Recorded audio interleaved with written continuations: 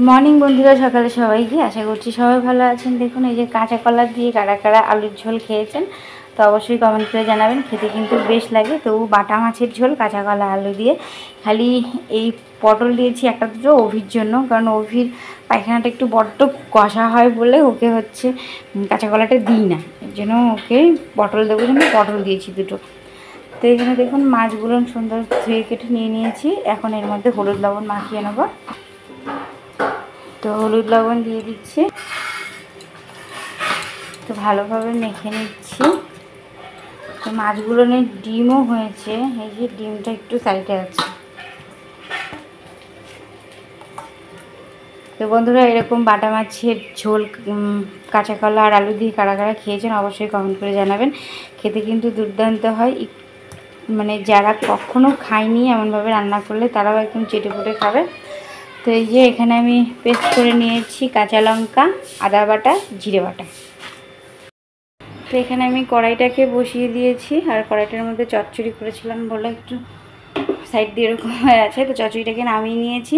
তো এখন মাছের ঝোলটাই শেয়ার করবো। তার আগে মাছগুলোকে আমি ভেজে নেব।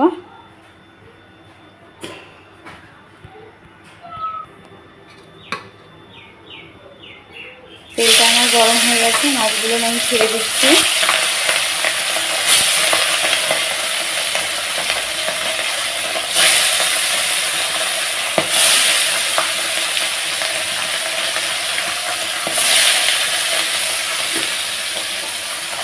তো মাছগুলো আমি এখন উল্টে দেবো।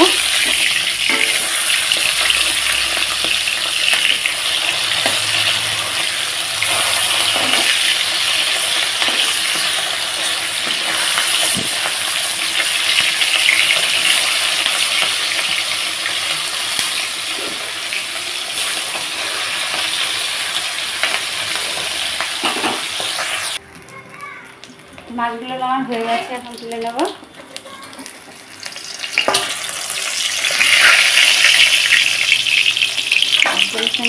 তো এদিকে মাছগুলো ভেজে আমি তুলে নিয়েছি। এখন ফোড়নে দিচ্ছি গোটা তেজপাতা, গোটা জিরে।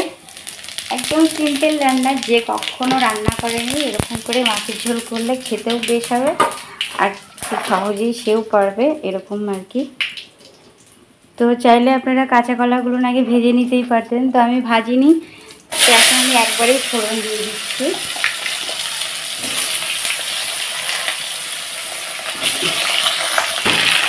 আমি একটু হালকা নাড়াচাড়া করে নিয়েছি।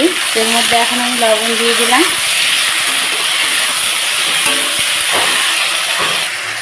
তো দেখতেই পাচ্ছি আমি সুন্দর কাঁচা কলাগুলো একদম লাল লাল করে ভেজে নিয়েছি, পটলটাকে সুন্দর লাল করে ভেজে নিয়েছি।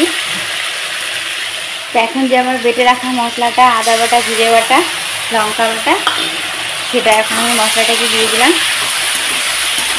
এটা গরমের মধ্যে খুবই সুস্থকর একেবারে খাবারটা। একদম তেল ঝাল সবই একটু কম কমই আসে, আর ঝালের মধ্যে আমি দিয়েছি শুধু কাঁচা লঙ্কা। এর মধ্যে কোনোরূপ আমি লঙ্কার গুঁড়ো টুড়ো কিছু দেবো না। তাতে শরীরের পক্ষে বেশ উপকারী আছে, আর মাছটাও একদম টাটকা। তো এটা দিয়ে কষিয়ে নিতে নিতে আমি এর মধ্যে এখন দিয়ে দিচ্ছি হলুদ গুঁড়ো। তো এখন আবারও ভালোভাবে আমি এটাকে নাড়াচাড়া করে নিচ্ছি।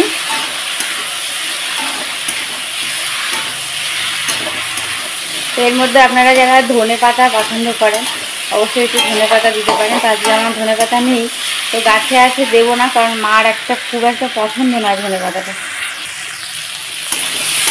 তো এটা আমি একটু ভালোভাবে কষাতে কষাতে এখন এর মধ্যে অল্প একটু পরিমাণের মতন, মানে হাফ বাটির মতো জল দিয়ে দিচ্ছি। জলটা দিয়ে একটু ঢাকা দিয়ে খানিকক্ষণ আবারও একটু ভালোভাবে কষিয়ে নেব।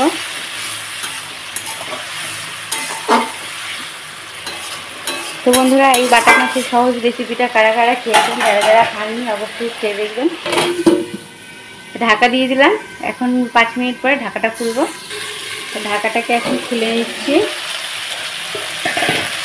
তো দেখতেই পাচ্ছি কি সুন্দর মশলাটা সুন্দর একা একাই একদম কষানো হয়েছে, আর সুন্দর সেন্টও বেরিয়েছে। এর মধ্যে একটু রাঁধুনি বাটা দিলেও ভালো লাগে।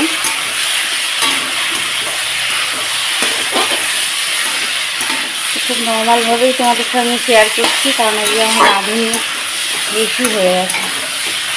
এটা ভালোভাবে কষিয়ে নিয়ে এখন এটা আমি জল দিয়ে দেবো। তো আমার এটা পুরো কষানো হয়ে গেছে, এখন এটা আমি ঝোল দিয়ে দিচ্ছি। মানে কাশি এসে যাচ্ছে আর কি কষাতে কষাতে। এই যে এখন ঝোলটা ফোটার অপেক্ষা।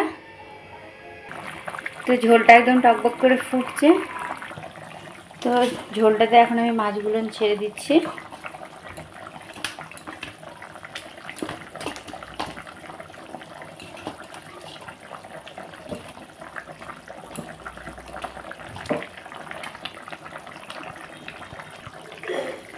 মাছগুলো আমি সুন্দর করে দেখুন ছেড়ে দিয়েছি। তো ঝোলটাও আমার প্রায় হওয়ার দিকে, বেশি একটা খুব গাঢ় করবো না। আর যেহেতু কাঁচা কলা, তো নামানোর পরে একটু টেনেই নেবে, তাই একটু গরম মশলা দিয়ে নামিয়ে দেবো।